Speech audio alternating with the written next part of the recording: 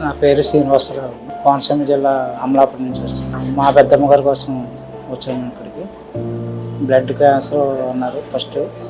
ఆవిడ ఫస్ట్ కొనకైతే నడవలేకుండా తిరగలేకుండా ఉండేది. అప్పుడు రాయమండ్రి హాస్పిటల్లో చేయించినాము. అక్కడ బ్లడ్ క్యాన్సర్ అని చెప్పినారు. ఈ హాస్పిటల్కి ఎప్పుడు వచ్చాము.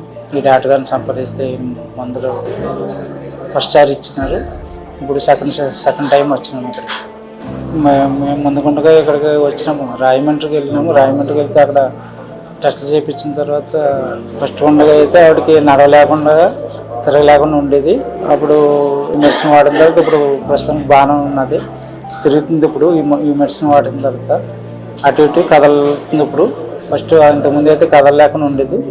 ఈ మెడిసిన్ వాడిన తర్వాత బాగానే ఉన్నది. ఫుడ్ అవి బాగానే తీసుకుంటుంది. కొన్ని తీసుకోవద్దు అన్నారు, అవి తీసుకోవట్లేదు.